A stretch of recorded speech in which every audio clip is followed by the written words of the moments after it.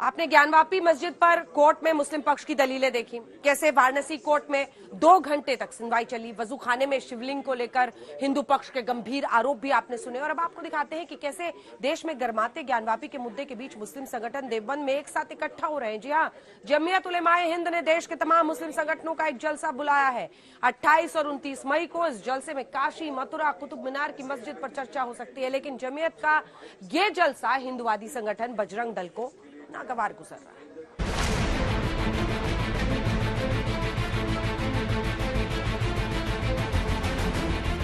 जब मैं 20, 19, 20, 21 साल का था तो बाबरी मस्जिद को मुझसे छीन लिया गया।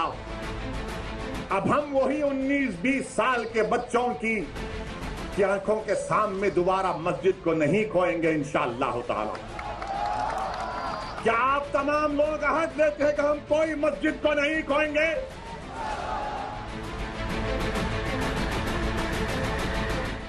ये काशी पंचकोशात्मक शिवलिंग है और जो ये मिला है शिवलिंग ही है। फव्वारा था, इस्तेमाल में होता रहा और आज भी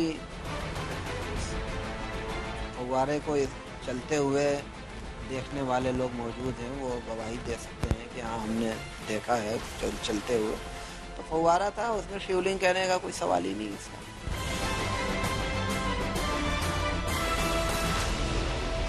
ज्ञानवापी मस्जिद के मंदिर होने का मुद्दा अब देश में बहुत बड़ा बन चुका है।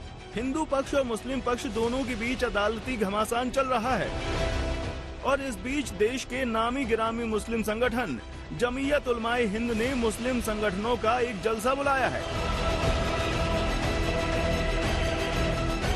आज हम आपको दिखाएंगे कि मुस्लिम संगठनों के सम्मेलन का मकसद क्या है, किन किन मुद्दों पर मुस्लिम संगठन एक साथ बैठकर चर्चा करने जा रहे हैं और क्यों हिंदुवादी संगठन जमीयत उलमाए हिंद के इस जलसे का विरोध कर रहे हैं। लेकिन उससे पहले आपको दिखाते हैं कि काशी की ज्ञानवापी मस्जिद बनाम मंदिर की लड़ाई के सबसे बड़े केंद्र बिंदु कौन कौन से हैं। ज्ञानवापी को लेकर इस वक्त सबसे बड़ी लड़ाई यही है कि मुगल शासक औरंगजेब ने मंदिर को तोड़कर मस्जिद बनवाई, लिहाजा हिंदू पक्ष वापस मंदिर पर अपना हक मांग रहा है और मस्जिद के मंदिर होने के सबूत भी पेश कर रहा है। इस पर सबसे ज्यादा ओवैसी गरज रहे हैं और एक बात तो ओवैसी ये कह रहे हैं कि मुसलमानों का औरंगजेब से कोई रिश्ता नहीं है। दूसरा वो कह रहे हैं कि मुसलमान भारत में किराएदार नहीं हिस्सेदार हैं। तो क्या मैं भी खड़े होकर कह दूं कि देश के प्रधानमंत्री मोदी जिस घर में रहे थे उसके नीचे भी मस्जिद है, खोदी जाए?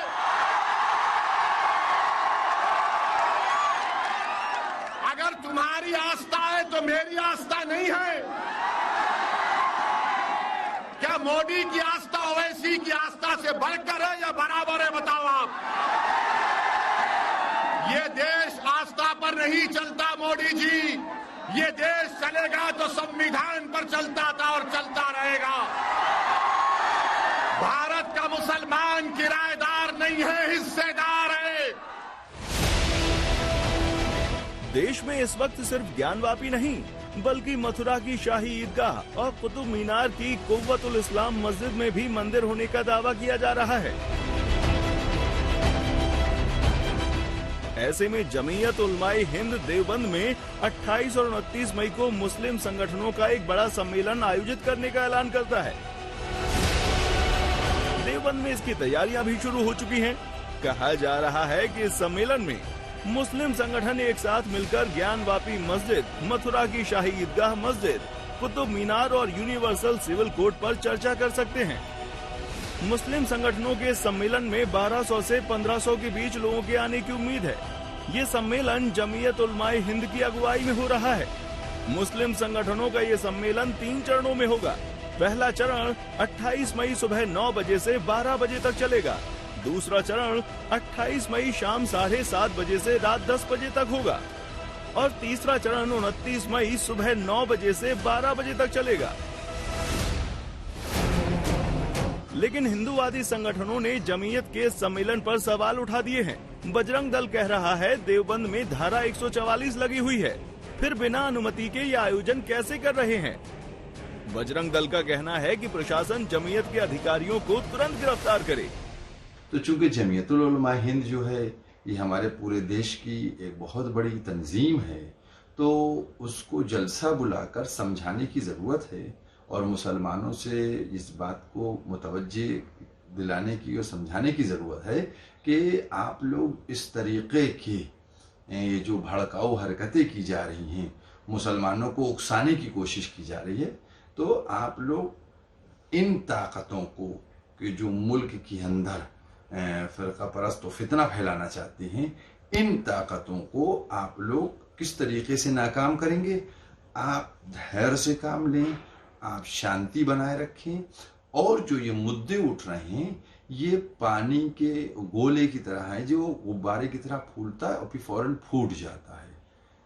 जमीयत आज देश के अंदर आतंकवाद से भी बढ़कर एक संस्था यहाँ खड़े होने जा रही है, और जमीयत वो संस्था है जो देश के अंदर आतंकवादी या देश विरोधी व्यक्ति पकड़े जाते हैं उनकी पैरवी जमीयत ये और डंके की चोटपाच देश के अंदर कर रही है। इतना बड़ा जमावड़ा बिना परमिशन के धारा 144 देवबंद के अंदर लगी हुई है, और जमीयत उन सब कानूनों को एक तरफ रखते हुए और यहाँ ऐसा कार्यक्रम ये देवबंद के अंदर कर रही है। शायद देवबंद की शांति जमीयत को ये अच्छी नहीं लग रही है। देश में काशी, मथुरा और कुतुब मीनार के मुद्दों के बीच जमीयत मुस्लिम संगठनों का जलसा बुला रहे हैं, लेकिन जमीयत के अध्यक्ष महमूद मदनी पहले भी कह चुके हैं कि देश के मुसलमानों में डर है।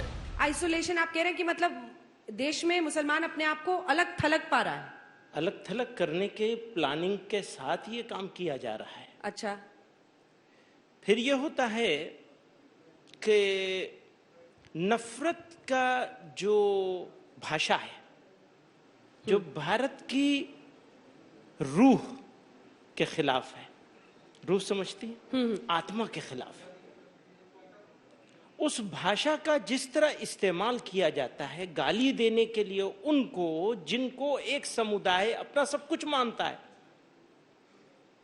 किसको क्या ये समझाना पड़ेगा, इसमें संकेतों में हमारे प्रॉफिट हजरत मोहम्मद सल्लल्लाहु अलैहि वसल्लम जिनके लिए हमारा सब कुछ है, हाँ। उनको गाली दी जाती है। किसने दी, कहाँ दी? बहुत जगह हुआ है। इतना बढ़ गया ये मामला, इतना बढ़ गया कि बाकायदा जुलूस निकाल करके गालियां दी जाने लगी, नारे की शक्ल में होने लगा। एक बीजेपी नेता का नाम बताइए जिसने ये किया हो। मैं बीजेपी नेता की बात नहीं, बीजेपी की तो बात ही नहीं कर रहा हूं मैं।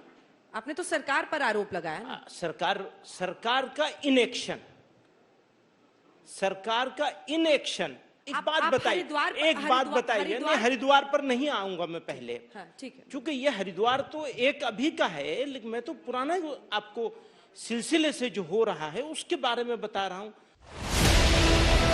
हम आपको बता दें कि all India Muslim personal law board ने भी अपनी एग्जीक्यूटिव कमेटी की आपात बैठक बुलाई थी, और बैठक में फैसला लिया गया था कि बोर्ड की लीगल कमेटी मस्जिद को चुनौती देने वाले केस को लड़ने में मुस्लिम पक्ष की हर संभव मदद करेगी।